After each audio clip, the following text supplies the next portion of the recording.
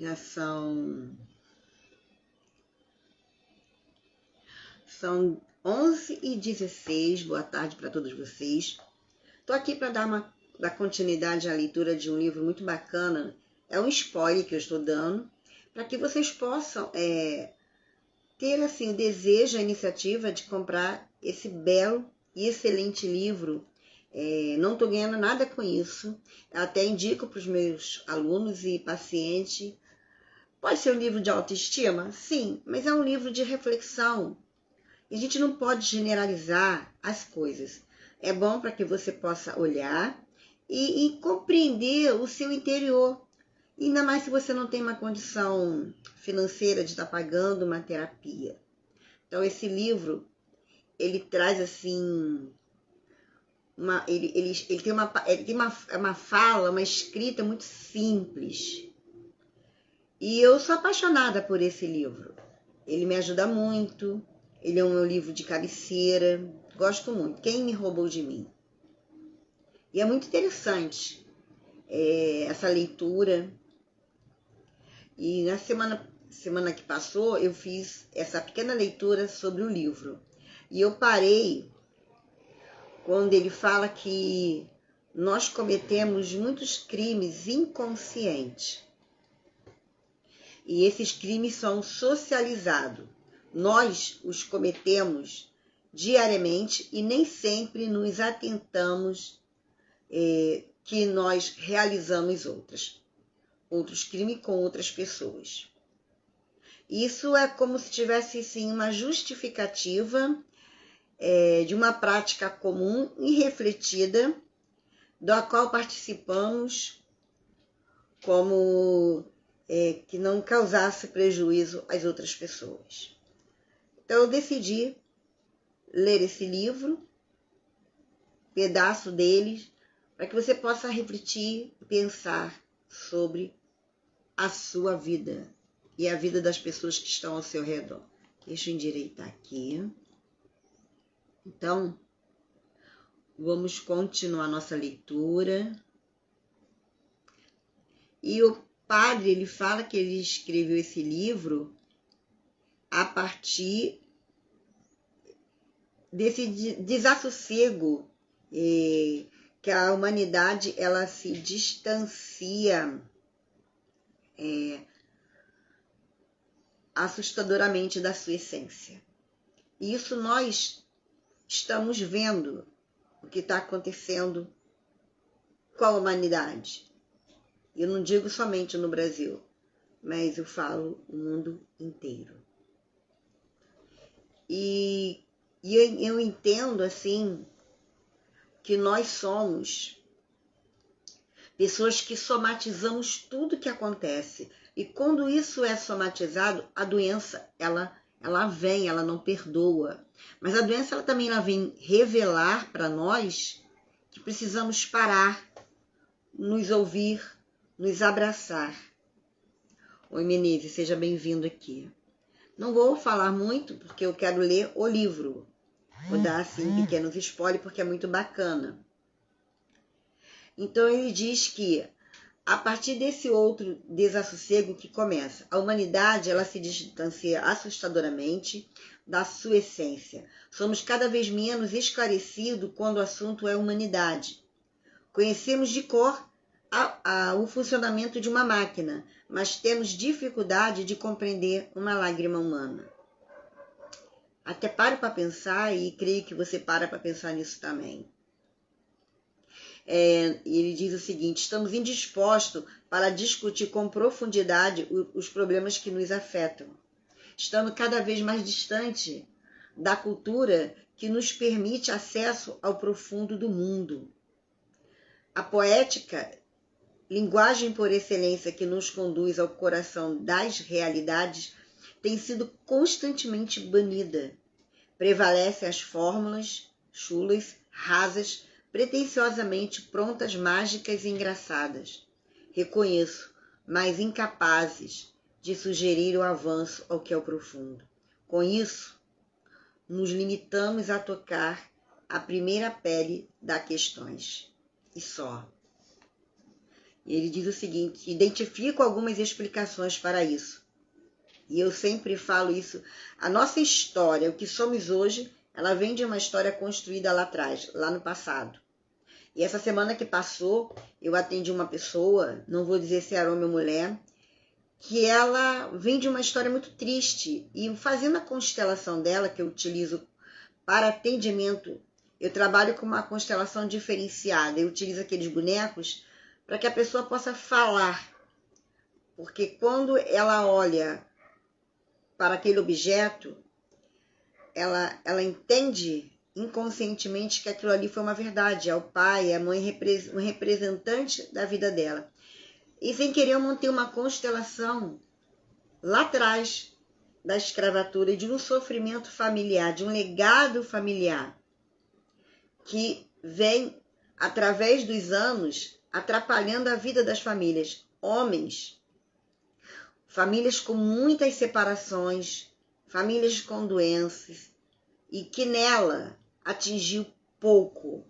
E a partir daí nós estamos trabalhando dentro da terapia de família, dentro da psicanálise, dentro da constelação, da visão holística também, da psicanálise, psicologia holística também. Bem, eu não vim falar isso, mas é que essa leitura ela me lembra o que nós somos hoje foi construído ontem, mas que a gente pode não continuar com esse direcionamento.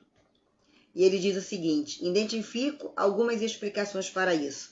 A Revolução Industrial mudou radicalmente a maneira de produção da sociedade. O que antes era manufaturado de modo artesanal passou a ser produzido em série. Com isso, iniciamos a época das grandes tecnologias. As indústrias se empenharam em criar maquinários que aumentassem a produção e, ao mesmo tempo, diminuísse o período de duração do processo. Assim, começamos a sofrer o que considero mais radical a mudança que a modernidade nos trouxe, a nossa relação com o tempo.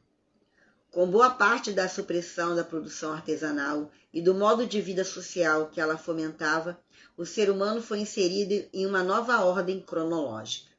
E ele diz o seguinte: não sou perito nessas mudanças, mas ouso dizer que as facilidades da tecnologia dificultaram nossa relação com as esperas. Quanto de nós, inclusive eu, seja bem-vindo aqui, olha, vou assinar para você. ADD, né?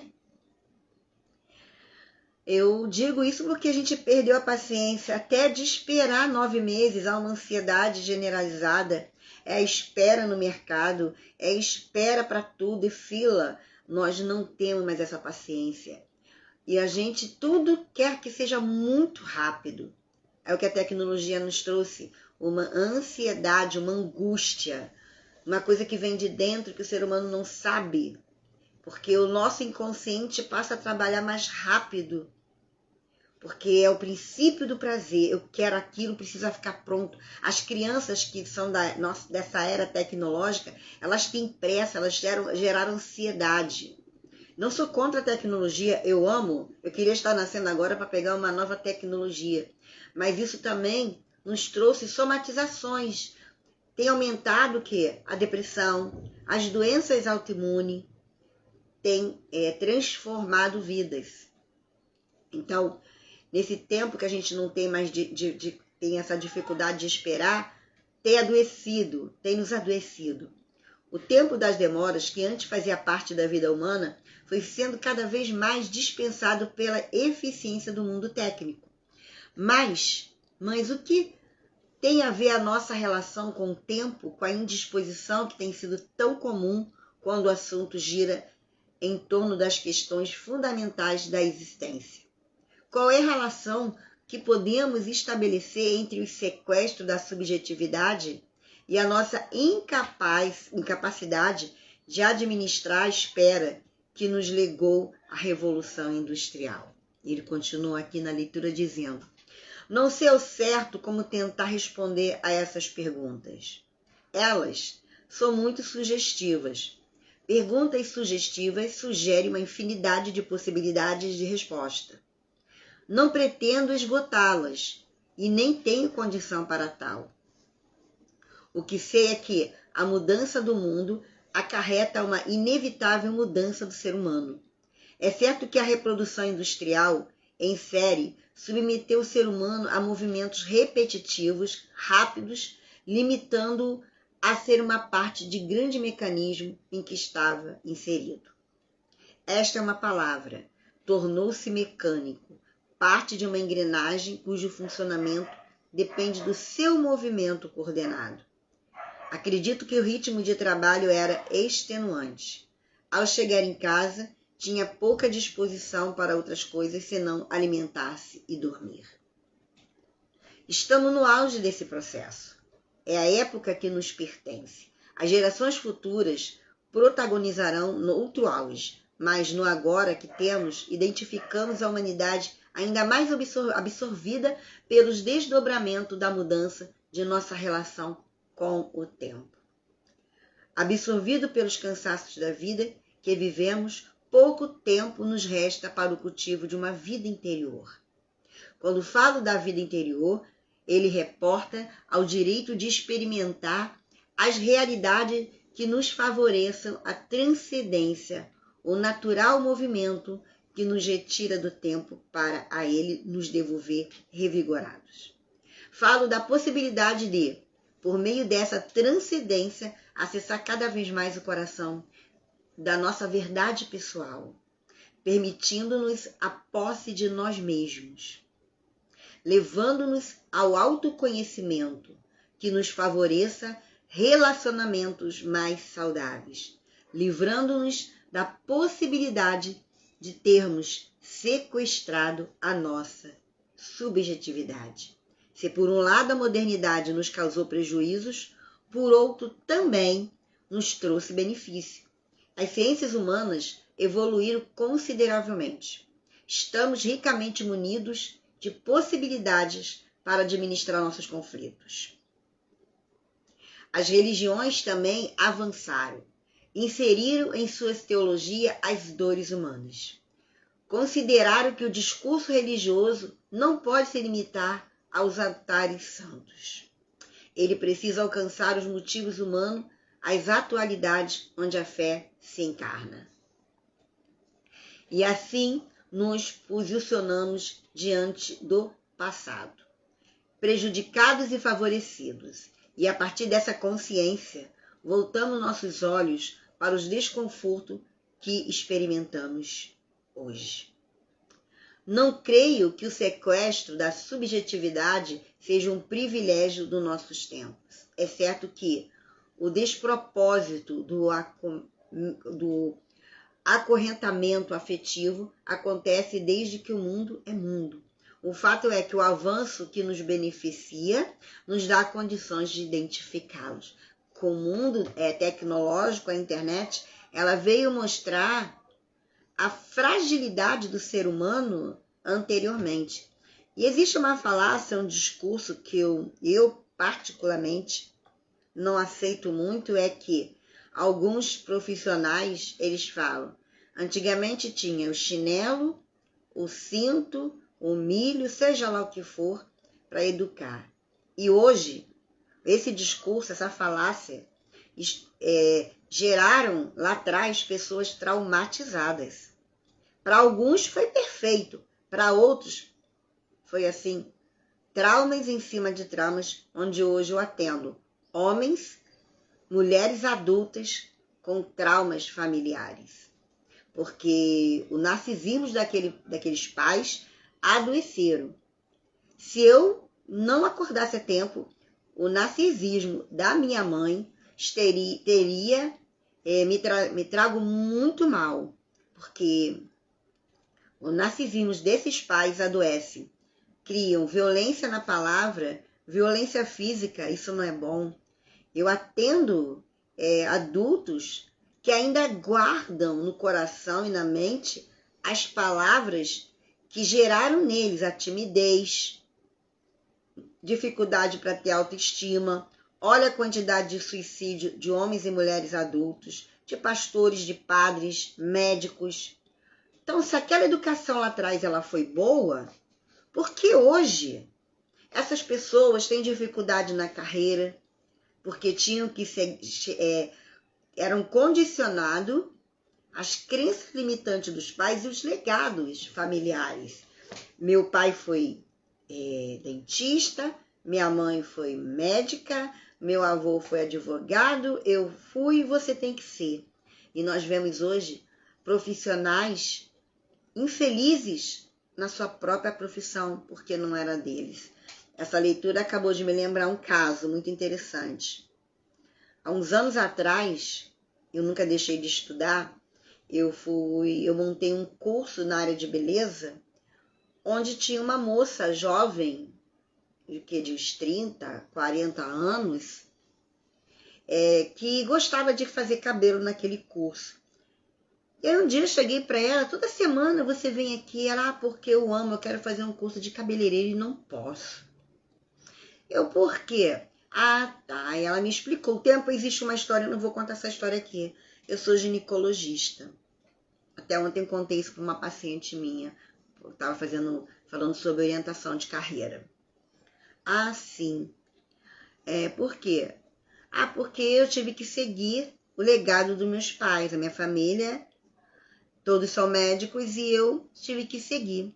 E eu fui nessa ginecologista, porque se ela contemplava aquele meu trabalho, era justo também que eu também fosse na clínica dela. E quando eu fiquei naquela posição ginecológica, para ser atendida por ela, e ela já tinha colocado lá aquela ferramenta, o bico de pato, para fazer o preventivo, aquela mulher começou a chorar. E eu fiquei desesperada naquela posição, sem saber o que estava acontecendo. Mas ela chorou muito, muito, muito, muito. Eu aguardei e comecei a tremer. Eu achei que eu estava muito doente. Sinceramente, eu achei que eu estava com um câncer, uma doença, eu não sei, eu era muito nova naquela época. E eu aguardei ela parar de chorar, eu tremendo, tremendo, tremendo. Foi um pequeno ali susto que eu tomei. Quando ela parou de chorar, ela só naquele meio ela falou assim, não se assusta, é um problema meu, não tem nada com você. Aí ela me conta que o maior desejo dela era ter um salão de beleza, ser cabeleireira, ser depiladora, ser maquiladora, e ela tinha que cumprir aquele legado infeliz na vida dela.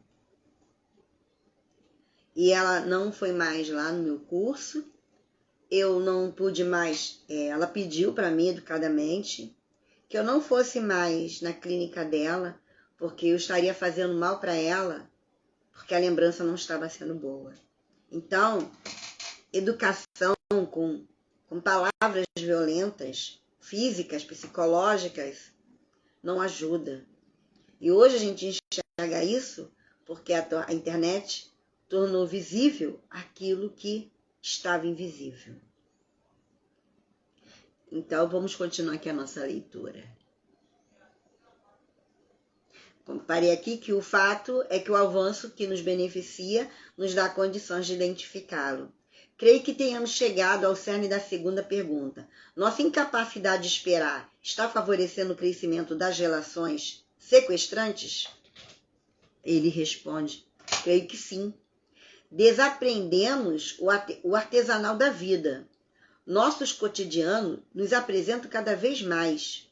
Nossos encontros seguem as mesmas regras. O nosso despreparo pessoal, fruto de nossa incapacidade de dispensar o tempo a nós mesmos, empurra-nos aos braços de outros que viveram a mesma negligência. Os sequestros são iniciados assim. São consequências naturais de um jeito de ser e de viver, por isso estão tão frequentes. Cada vez menos nos dedicamos ao artesanato da construção afetiva, ao conhecimento que nos aproxima e favorece vínculos que nos enriquecem. Escreva aí no seu caderno, que eu vou escrever aqui no meu, que está sublinhado inclusive, cada vez menos, né? São consequências naturais de um jeito de ser e de viver. E eu acrescento aqui de conviver, de fazer, de sentir, né? Por isso estão tão frequentes. E cada vez menos nos dedicamos ao artesanato da construção afetiva. Os laços afetivos. Eu tenho uma cliente, que esse vídeo vai chegar até ela também, quando ela fala que ela joga laços espirituais. Então, podemos jogar laços espirituais e laços afetivos nas pessoas. E assim, identificamos que há um retrocesso. É como se uma involução estivesse nos encaminhando a um desaprendizado existencial, como se perdêssemos a capacidade de compreender quem somos, como se estivesse vivendo um afastamento do que é realmente humano, uma indisposição a nós mesmos. Pode ser que o mundo técnico tenha nos absorvido mais do que deveria. Pode ser que tenhamos invertido as ordens das coisas. A tecnologia deixou nos servir. Nós é que passamos a servi-la. Ficamos excessivamente afeitos aos modelos contemporâneos de comunicação. Adotamos para nossas relações pessoais a mesma técnica de produção industrial em série, aquela que encaminhou o mundo ao paraíso tecnológico. As redes sociais nos concedem a ilusão de que temos uma infinidade de amigos. Conectam-nos com milhares de pessoas com quem dizemos compartilhar nossa vida. Produção em série. Então, às vezes, você está assim num grupo do WhatsApp e de repente, porque você colocou alguma coisa que não tinha nada a ver, a pessoa te exclui. E assim nós vamos repetindo na nossa vida as exclusões. Tá certo que você não pode compartilhar aquilo que o grupo não pediu, mas às vezes acontece de você compartilhar algo que não faz parte daquele grupo e a pessoa vai lá e te exclui. Não vai nem falar com você, olha, por favor, não compartilha não. Tem gente que é insistente, compartilha, e esse tem que realmente ser expulso do grupo. Ficam compartilhando diploma falso, dinheiro falso, nada a ver. Então você pode excluir essa pessoa. Mas a pessoa, às vezes, ela não está acostumada a fazer isso. E de repente aconteceu, e de repente aquela pessoa excluiu, ela mesma já está se excluindo. Ela mesma não sabe mais quem é ela. Bom? Então, apertamos uma tecla e a mensagem mentirosa aparece. Pronto, agora vocês são amigos, entre aspas e fecha aspas. É a varinha de condão que um dia já fez parte do nosso imaginário. Oi, professor José, tudo bem aí contigo? Obrigado por participar aqui. Então, e a varinha de condão que um dia já fez parte do nosso imaginário. Resumimos os contos de fada, permitimos ainda que inconscientes que a amizade virtual nos retire ou nos tire da necessidade de construir artesanato afetivo com o que nos cercam. Eu costumo dizer que se você for procurar muito mal, temos 5 dedos, teremos 5 amigos. O que nós temos são colegas de trabalho, colegas de lazer, mas amigos geralmente são poucos. A gente pode contar nas palmas da nossa mão. E amigo não é aquele somente que está presente ali todos os dias te mandando mensagem. O amigo é aquele que na hora que você mais precisa, ele encaminha uma palavra de afeto, ele caminha laços afetivos, como a minha amiga lá, minha cliente falou, laços espirituais para nossas vidas. E então, o prejuízo. As horas que poderíamos aproveitar com uma boa leitura, um bom filme, uma boa conversa, desperdiçamos na manutenção de um perfil virtual onde prevalecem as falas superficiais, as contendas, as disputas pela notoriedade. Um jeito moderno de ser. Um modo de vida totalmente voltado para fora, cheio de alegorias, desprovido de intimidade, marcado pela necessidade excessiva de comunicações, e-mails, novas postagens, textos encaminhados, fotografias legendadas que expõem muito além do que deveríamos expor. A vida em praça pública, onde cada transeunte leva consigo os instrumentais que os publica ao mundo. Os aparelhos, companheiros que nunca saem das nossas mãos. Os instrumentos que dificultam os encontros, as conversas presenciais e a intimidade. Esse estilo de vida nos estrangula o tempo, retira-nos da necessidade de encarar nossas questões. Com isso, ficamos estranhos aos que sentimos e, o pior, ao que fazemos com o que sentimos. Indispostos a nós mesmos, encontramos os outros. E porque também estão indispostos, iniciamos os amores que nos encaminham aos crimes da subjetividade, ao desrespeito da alteridade, ao desarmonioso modo de pertencer e estabelecer vínculos. É o que eu mais atendo, é uma demanda muito grande de pessoas vivas dentro de uma casa e, ao mesmo tempo, estão mortos na comunicação assertiva. Não existe mais laços afetivos. Às vezes, o filho está maior do que os pais. E os pais não percebem isso.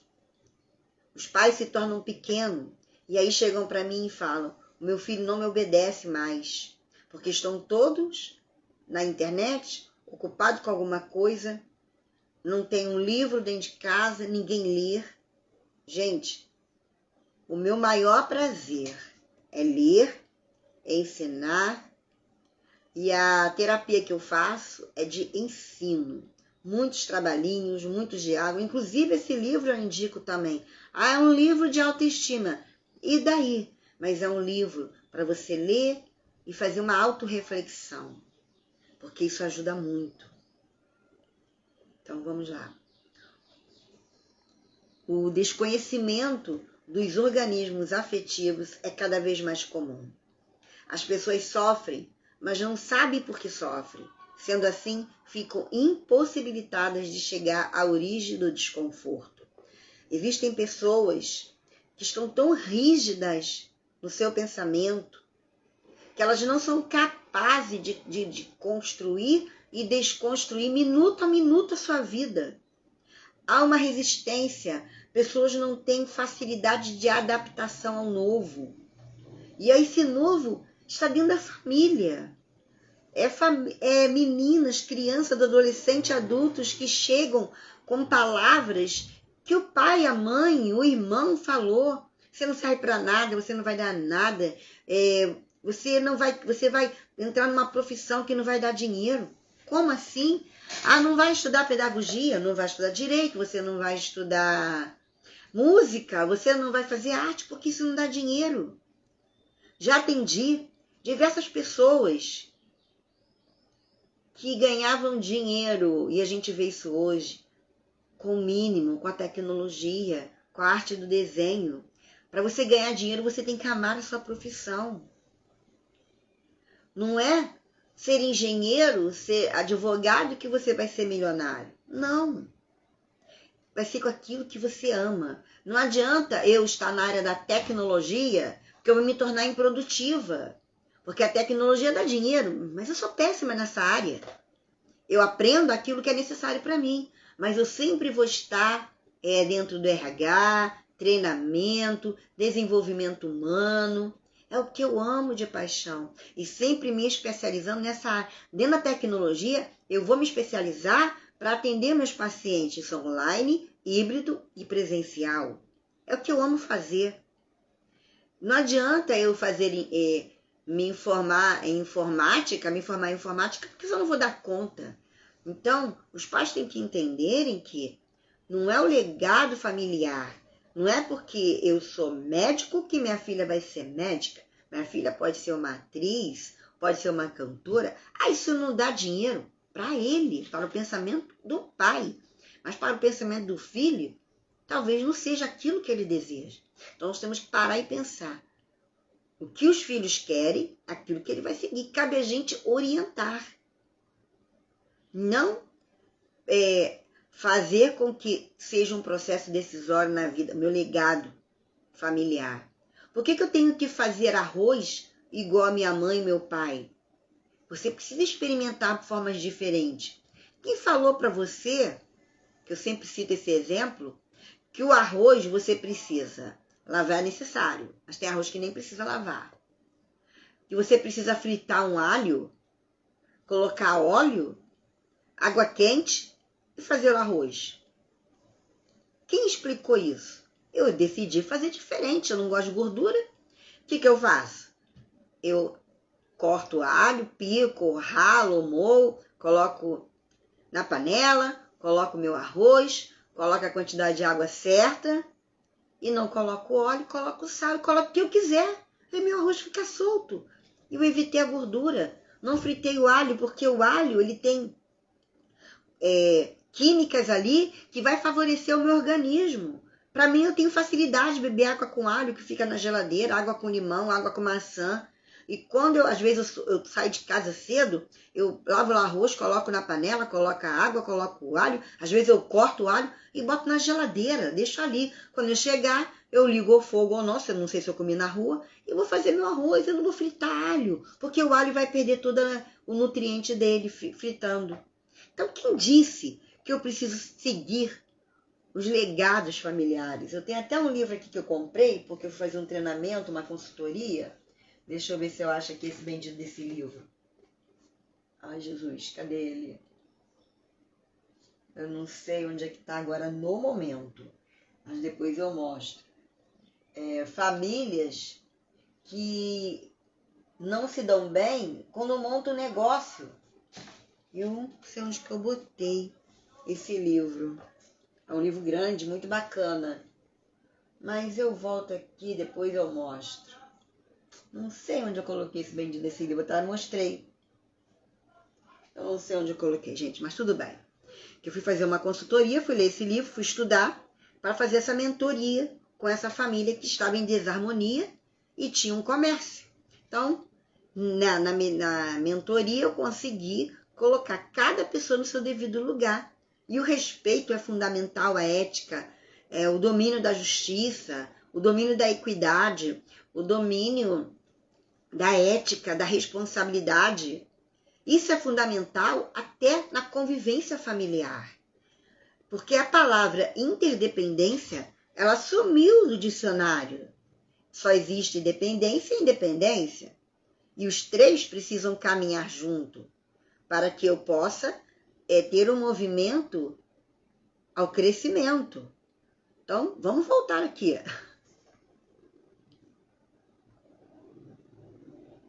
Onde eu parei. Quando eu falei aqui, o desconhecimento dos organismos afetivos é cada vez mais comum. As pessoas sofrem, mas não sabem por que sofrem. Sendo assim, ficam impossibilitadas de chegar à origem do desconforto. Um pouco mais de reflexão e o sofrimento ganharia um caráter redentor. Questões pequenas, quando não resolvidas em tempo, se avolumam.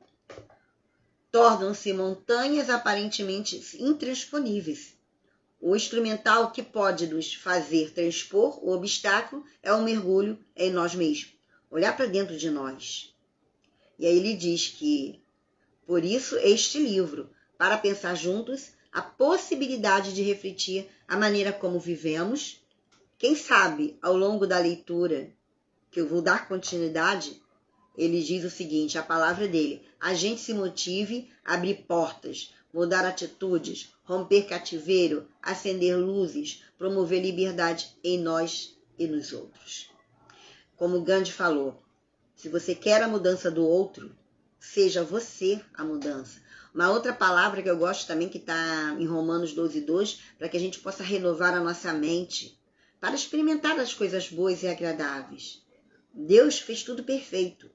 E tem gente que tem uma falácia que diz assim, Deus escreve, certo em linhas tortas. Não, Deus não escreve certo. Deus escreve certo sempre. E a linha dele é sempre uma, não é torta. Isso é uma falácia, é um mecanismo de defesa que nós vamos construindo para nos sabotarmos.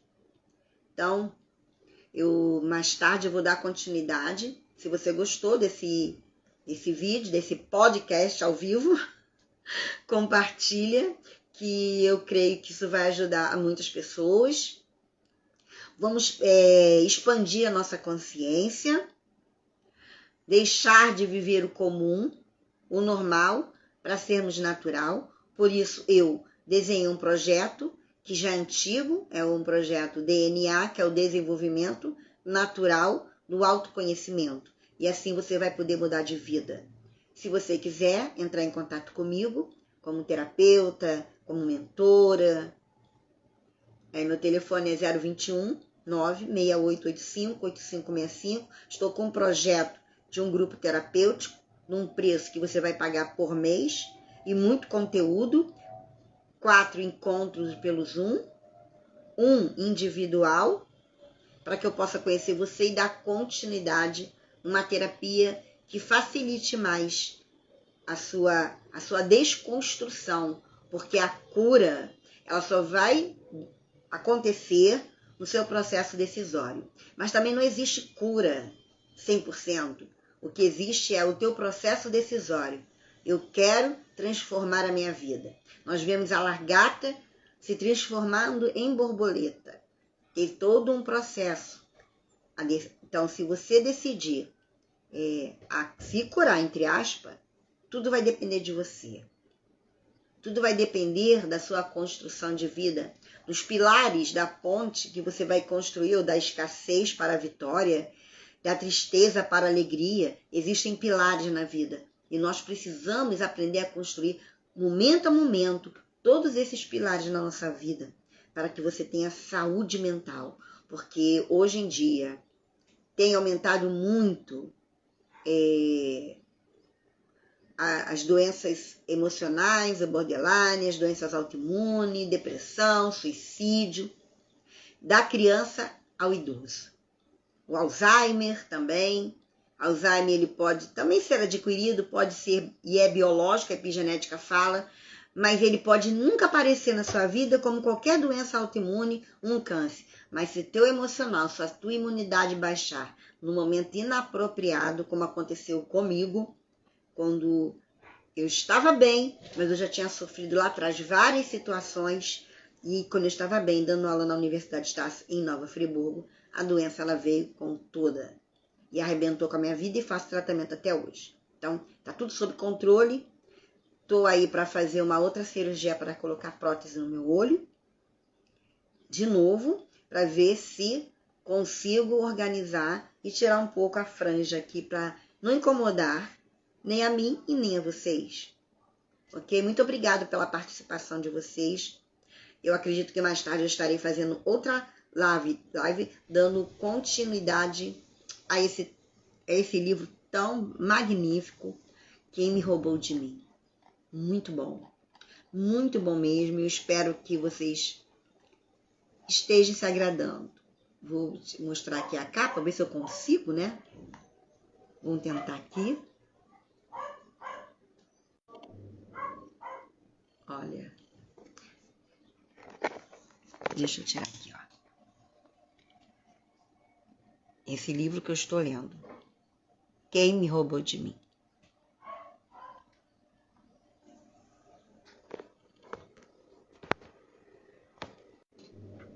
Muito obrigado pela presença de todos vocês. Que Deus abençoe o sábado de vocês, se não nos vemos hoje de novo.